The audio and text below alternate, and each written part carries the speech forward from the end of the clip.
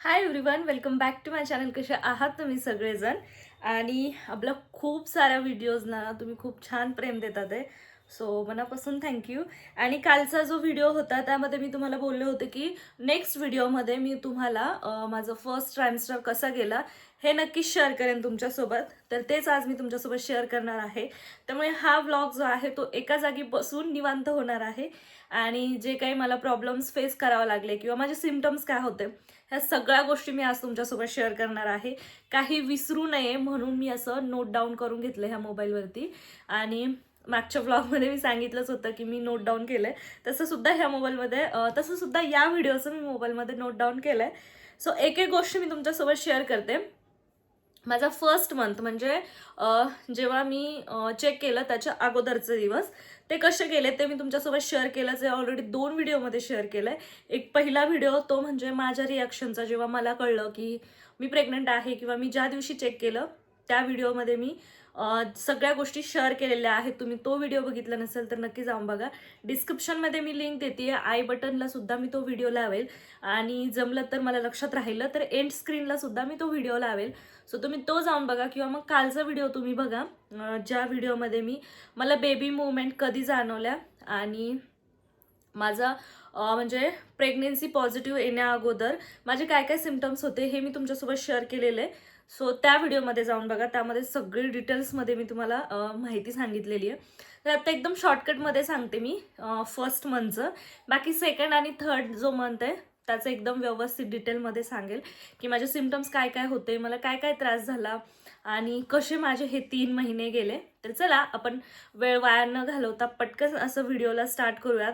त्या अगोदर तुम्ही चॅनलवर नवीन असाल तर चॅनलला सबस्क्राईब करा आणि व्हिडिओला आत्ताच लाईक करून ठेवा. म्हणजे तुम्हाला माझा जो व्हिडिओ आहे तो बघून जर तुम्ही प्रेग्नंट होणार असाल थोड्या काही दिवसांमध्ये किंवा मग तुम्ही आता सध्या प्रेग्नंट असाल तर तुम्ही ही गोष्ट नक्कीच रिलेट करताल की हां, आपल्यासोबत सुद्धा अशा गोष्टी झाल्या होत्या. तर मला लक्षात राहणार नाही म्हणून मी नोट करून घेतलंय. सो एक एक गोष्टी मी बघून सांगते. तर माझं फर्स्ट मंथ म्हणजे माझी पिरियड डेट होती 1 ऑक्टोबर. सो मी 1 नोव्हेंबरला चेक केलं होतं. तर त्याच्या अगोदरचे माझे सिम्पटम्स होते सर्दी, खोकला, पोटामध्ये क्रॅम्प्स, जसं पिरियड्स क्रॅम्प असतात आपल्या सेम तसंच क्रॅम्प्स होते मला. पण म्हणजे एक 5 ते 6 दिवस कंटिन्यू होते.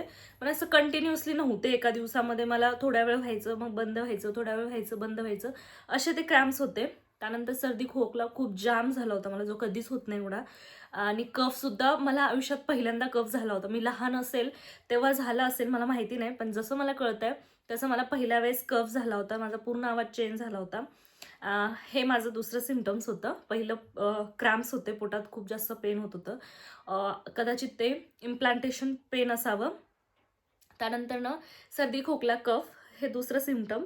तिसरं सिम्पटम असं होतं की मला ना असं म्हणजे वेगळीच फिलिंग येत होती आतून की हां काहीतरी असेल वगैरे. ती फिलिंग असते ना, म्हणजे आता मी कसं शब्दात नाही मांडू शकत ती फिलिंग, ती तसली फिलिंग होती. त्यावरनं पण मला थोडासा डाऊट जाऊ लागला.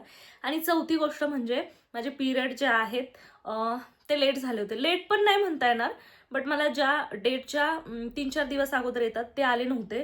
सो डेटलाच मी चेक केलं त्यामुळे, आणि माझं जे रिझल्ट आहे तो पॉझिटिव्ह आला. कुणाचं डेटच्या म्हणजे डेट टू डेट जर आपण चेक केलं तर पॉझिटिव्ह येत नाही. त्यांना डेटच्या 3-4 दिवसानंतरनं चेक केल्याच्यानंतर पॉझिटिव्ह येतं. पण माझं बरोबर डेटलाच पॉझिटिव्ह आलं आणि एकदम अशी डार्क लाईन आली होती. किंचित थोडी फेंट होती, मी म्हणेल की 100मधून 80% डार्क होती, बाकी 20% जी आहे ती थोडीशी लाईट होती. सो असं काहीचं माझं फर्स्ट मंथचं जे सिम्पटम्स होतं ते होतं. आणि आत्ता बघूयात आपण सेकंड मंथचं सिम्पटम्स किंवा सेकंड मंथचा जो काय प्रॉब्लेम मी फेस केला आहे तो मी तुमच्यासोबत शेअर करते. सेकंड मंथची माझी लिस्ट एवढी आहे आणि थर्ड मंथची एवढी आहे. तर एक एक करून मी तुमच्यासोबत शेअर करते. तर बघा, चेक करून सांगते मी, म्हणजे मी मागे पुढे होणार नाही. सेकंड मंथ मला स्टार्ट झाला त्यावेळेस ना, स्टार्टिंगचा जो पहिला आठवडा होता त्याच्यामध्ये असं होऊ लागलं होतं की म्हणजे एक दिवस सोडून 2 दिवस सोडून ना मला थोडीशी मळमळ होऊ लागली होती.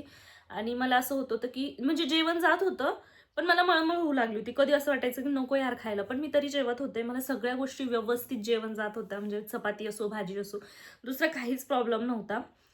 त्याच्यानंतर ना मग मला असं वाटतं दुसरा आठवडा जो होता माझ्या सेकंड मंथचा, तेव्हापासून ना मला जरा थोडंसं बॅक पेन स्टार्ट झालं होतं. मला खूप लवकर बॅक पेन स्टार्ट झालेलं आहे. म्हणजे मी जेवढं ऐकलंय ना, की 5व्या महिन्यात, 4थ्या महिन्यापासून बॅक पेन स्टार्ट होतं किंवा 6व्या महिन्यापासून स्टार्ट होतं. पण मला दुसऱ्याच महिन्यापासून बॅक पेन स्टार्ट झालेलं आणि इतकं बॅक पेन होतंय ना मला, की मी शब्दात नाही सांगू शकत. पण असं होतं, की दुसऱ्या महिन्यामध्ये मला फक्त कमरेला त्रास होत होता. कंबर खूप प्रचंड दुखायची माझी आणि ती अजून पण दुखतेच आहे. सो कंबरचं झालं आणि त्यानंतरनं मग म्हणजे असं अधूनमधून कंटिन्युअसली नाही, पण अधूनमधूनमध्ये थोडे दिवस चांगले गेले. पण मधून परत मला मळमळ व्हायला लागली होती आणि ती मळमळ मग माझी थोडी हळूहळू वाढत गेली, पुन्हा कमी झाली आणि जेव्हा माझं सेकंड मंथ संपला ना, त्याच्यानंतर मग माझी मळमळ अगदी जास्त वाढली. ते पण मी तुमच्यासोबत शेअर करते. त्यानंतर ना मला ना फ्रिक्वेंटली युरिनला जावं लागायचं. म्हणजे इतकी जास्त युरिन येत होती ना मला, की मी अशी वैतागून गेली होती माहिती आहे का. मला आत्ता जरा कमी झाली, पण मला सेकंड मंथमध्ये इतकं जास्त युरिन येत होतं. म्हणजे असं वाटायचं की मी काय करून काय नाही. दर 15 मिनिटाला मला जावं लागायचं. आणि मी एकदा ऑब्झर्व पण केलं होतं रात्रीच्या वेळी. असंच मोबाईल बघत बसलेली. अर्ध्या तासामध्ये मी 3 वेळा युरिनला गेलेले. आणि मी ती गोष्ट विजयला पण बोलले, की किती मला युरिन येते, मी काय करू ह्याचं. पण त्याला ऑप्शनच नसतं. जेव्हा आपण प्रेग्नंट असतो तेव्हा आपला जो फर्स्ट ट्रायमिस्टर असतो त्याच्यामध्ये आपल्याला खूप जास्त युरिन येते आणि आपल्याला जावंच लागतं. त्याला ऑप्शन नाही आहे काही. कारण आपण पाणी पितो आणि पाणी पिल्याच्या नंतर आपल्याला जावंच लागतं. त्यावेळेस तहान पण जास्त लागते. आणि मी असं ऐकलेलं, की जसं जसं आपले मंथ किंवा वीक होत जातात प्रेग्नन्सीचे, तसं तसं आपलं युट्रेस वाढत जातं आणि युट्रेस वाढतं. विजय आला असेल. जसं जसं युट्रेस वाढतं ना, तसं तसं किडनीवर दाब पडतो. त्यामुळे आपल्याला युरिनला लवकर लवकर जावं लागतं. कोण आहे आई? तर ह्या अशा गोष्टी होत होत्या आणि मला तहान पहिल्यापासून खूप जास्त लागते. मी इतकं जास्त पाणी पिते ना पहिल्यापासून, त्यामुळे आणि त्याच्यामध्ये तर मला जास्त तहान लागायची. त्यामुळे हा प्रॉब्लेम मी फेस केला. जास्त करून दुसऱ्या महिन्यामध्ये मला हा प्रॉब्लेम खूप जास्त झाला. तिसऱ्या महिन्यामध्ये मला थोडासा कमी प्रॉब्लेम जाणवत होता, पण सेकंड मंथला मला खूप जास्त प्रॉब्लेम जाणवला तो. त्याच्यानंतर ना असं व्हायचं की मी पाणी आत्ता पिले आणि लगेच माझं तोंड सुकायचं. मला असं वाटायचं मला अजून पाणी प्यायचं. पोट तर भरलेलं असायचं, पण माझा गळा आणि तोंड एकदम ड्राय ड्राय होत होतं. आणि हा एक प्रॉब्लेम मी फेस केला दुसऱ्या महिन्यामध्ये. जवळजवळ मला 10-12 दिवस हा प्रॉब्लेम होत होता. त्यानंतर तो प्रॉब्लेम ऑटोमॅटिक गेला आणि तो जेव्हा गेला ना, तेव्हा ते माझ्या लक्षात पण नाही आलं की हां आपल्याला असा प्रॉब्लेम होता. आत्ता तसं होतं कधी कधी एकदम रात्रीच्या वेळी, पण ठीक आहे, तो प्रॉब्लेम म्हणजे एवढा काही मेजर नाही आहे, त्यामुळे त्याचं मला एवढं काही वाटलं नाही. त्यानंतर ना हा असा माझा सेकंड मंथ गेला. बाकी माझा थर्ड मंथचे सिम्पटम्स काय आहे ना, ते मी आता तुम्हाला पुढे सांगतेच. 2 मिनटं मी ब्रेक घेते, पाणी पिते, मला जरा दम लागतोय आणि मग आपण हा व्हिडिओ कंटिन्यू करू. बाकी जेव्हा मला थर्ड मंथ स्टार्ट झाला तेव्हा एकदम मला असं फील होत होतं की आता काहीच मला प्रॉब्लेम नाही होत आहे. म्हणजे जसं दुसऱ्यांना कसं पहिले 3 महिने खूप जास्त प्रॉब्लेम होतो. एकदम उलटी मळमळ, त्यांना अजिबात जेवण जात नाही आणि अजून बरेचसे प्रॉब्लेम होतात, डोकं दुखणं वगैरे. पण मला असं झालं की मला काहीच प्रॉब्लेम होत नव्हता. म्हणजे जो सेकंड मंथमध्ये प्रॉब्लेम झाला त्याला मी ना एकदम असं हे समजत होते की काहीच नाही यार, काहीच नाही. थोडं मळमळ जाणवत होती, पण त्याला मी इग्नोर केलं. मी जसं ॲसिडिटी होती आपल्याला अगदी तसंच मी समजलं आणि सोडून दिला विषय. म्हणजे मी नाही का असं म्हणत होते की माझ्या सासूबाईंना किंवा मग अजून कुणाला असं म्हणत होते की यार मला काहीच प्रॉब्लेम होत नाही आहे. माझे म्हणजे हे जे 3 महिने आहेत ना, ते खूप चांगल्या प्रकारे चालले आहेत असं मला वाटत होतं. आणि शेवटी माझीच नजर मला लागली असं म्हणता येईल. तिसऱ्या महिन्यात मला एवढे सर्व प्रॉब्लेम फेस करायला लागले ना, पण तरी पण ते मला खूप कमी वाटले. ते काय ना, मी तुम्हाला पुढे सांगतेच. तर सगळ्यात अगोदर मला प्रॉब्लेम चालू झाला इचिंगचा. म्हणजे मला पूर्ण बॉडीला इचिंग होऊ लागली. जास्त करून पोटावरती खूप इचिंग होत होती मला. म्हणजे मला असं वाटत होतं की कदाचित थोडंसं पोट वाढतंय म्हणून इचिंग होत असेल. आणि त्यावरती मग मी माझ्या एका फ्रेंडने मला सजेस्ट केलं की जॉन्सन्स बेबीचं ऑइल तू यूज कर. तर ते ऑइल मी यूज करायला घेतलं. मला वाटतं 3 ते 4 दिवस मी ते ऑइल यूज केलं. पण त्यानंतर ना मला काय झालं, पोटावरती अशी पूर्ण रेड रेड पुरळ आली. जशा आपल्या घामोळे असतात ना, अगदी तशाच पुरळ आली ती. तर ती समजलं नाही मला ऑइलमुळे आली की मला कसली ॲलर्जी झाली होती. तो मला दाखवते. इकडे बघू शकता हे ऑइल मी इतकंच यूज केलं आहे 3-4 दिवसामध्ये. एका दिवसात मी 3 वेळा लावत होते. त्यानंतर मी ते काही यूज केलंच नाही जेव्हा मला पुरळ आली त्याच्यानंतरनं. आणि मला बरेच दिवस 3ऱ्या महिन्यामध्ये बरेच दिवस मला इचिंग होत होती पूर्ण बॉडीला. शक्यतो पोटाला जास्त होऊ लागली. तर ती इचिंग आता नॉर्मल कमी झाली आहे. पण मला आज सकाळपासून इचिंग जाणवते पुन्हा. तर मी आज पुन्हा पोटाला मॉइश्चरायझर लावलं आहे. आणि आता त्यासाठी मला घरी एक क्रीम तयार करायची आहे. बघू ती केव्हा करणं होते. आणि स्ट्रेच मार्कसुद्धा म्हणजे स्ट्रेच मार्क येतील त्याच्यासाठी सुद्धा ती क्रीम यूजफुल आहे. ती मी तुमच्यासोबत शेअर करेलच. मला खूप जास्त दम लागतोय. बहुतेक मी फास्ट बोलतेय म्हणून असावं. आणि असं अधूनमधून दम लागत असतो मला बोलता बोलता. त्याच्यानंतर माझं वेट गेन झालं. माझं वेट गेन किती झालं हे मी तुम्हाला आत्ताच नाही सांगत, कारण मी ते नोट करून ठेवलेलं आणि माझ्या फाईलवरती सुद्धा आहे हॉस्पिटलच्या. फर्स्ट मंथपासून माझं वेट आत्तापर्यंत किती गेन झालं ते मी तुम्हाला नंतर सांगेल एखाद्या व्हिडिओमध्ये.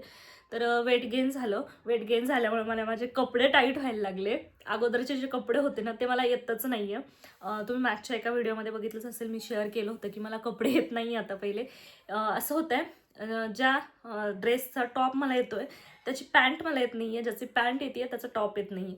एकतर मला चेस्टमध्ये ते टाईट होतात ते, किंवा मग पॅन्ट जी आहे ती पोटाला टाईट होती इलास्टिकमुळे.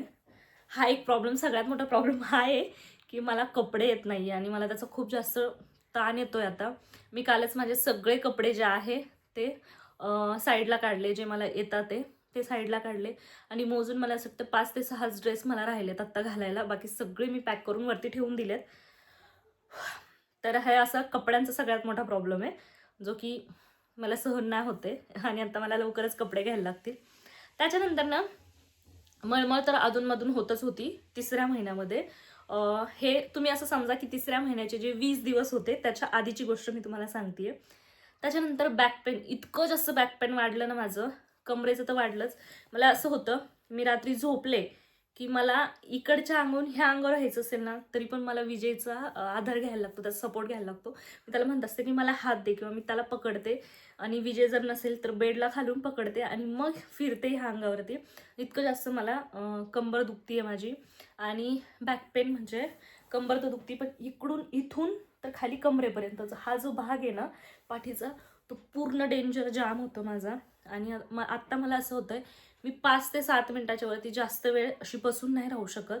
मला पूर्ण हे इकडचा भाग जो आहे तो गळून येतो.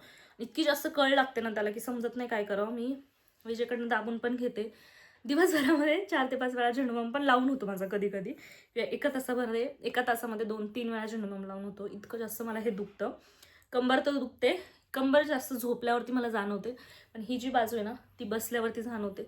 आणि मी आता जास्त वेळ बसत पण नाही खाली. जेवण करायला जरी बसले ना तरी पण मला खूप जास्त त्रास होतो.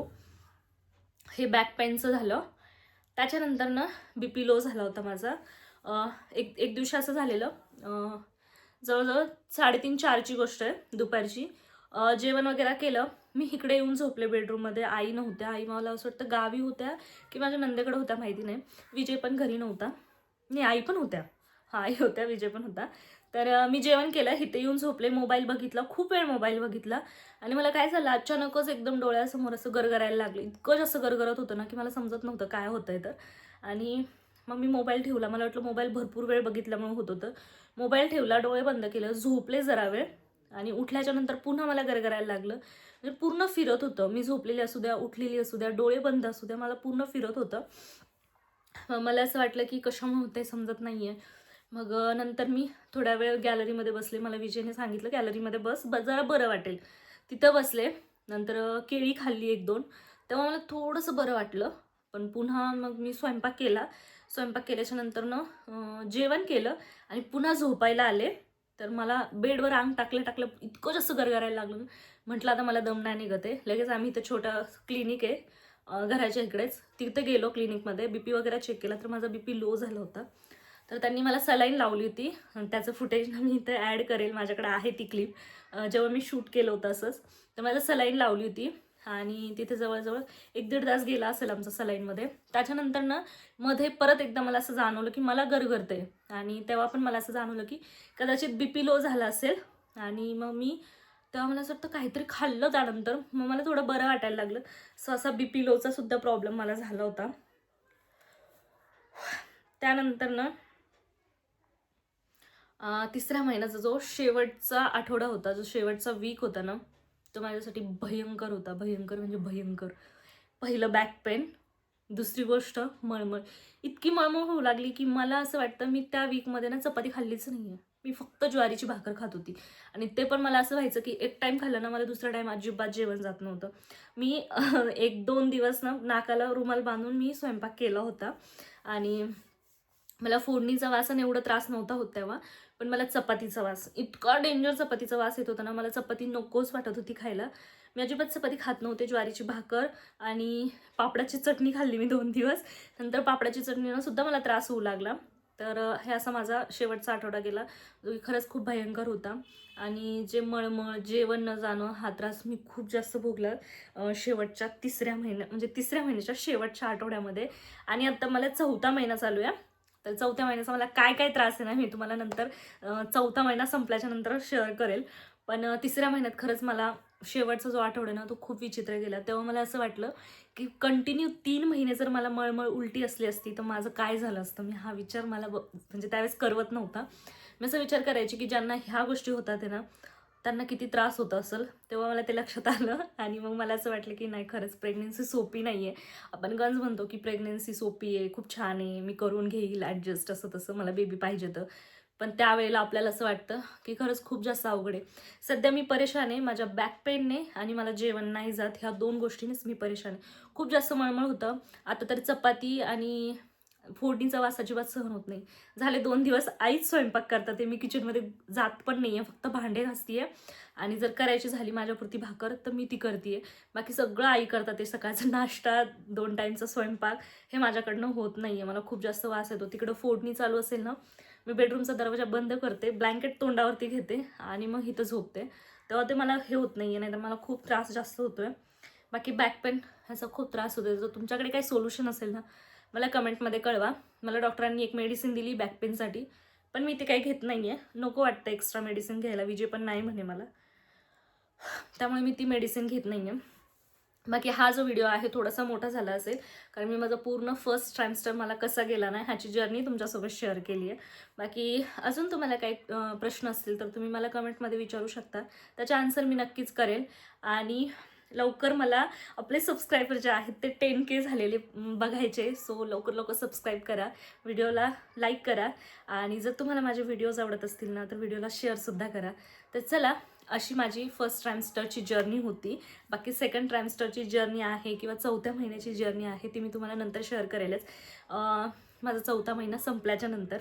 तर चला, हा असा काहीसा व्हिडिओ होता आणि होप तुमच्या सगळ्या प्रश्नांची उत्तर तुम्हाला मिळाले असेल. बरेचसे तुमचे प्रश्न होते. बाकी अजून काही प्रश्नांचे उत्तर द्यायचे राहिले असेल तर मी अधूनमधून ते देतच जाईल. तर भेटू आपण अशाच एका नवीन आणि इंटरेस्टिंग व्हिडिओमध्ये. तर तुम्ही स्वतःची काळजी घ्या. बाय.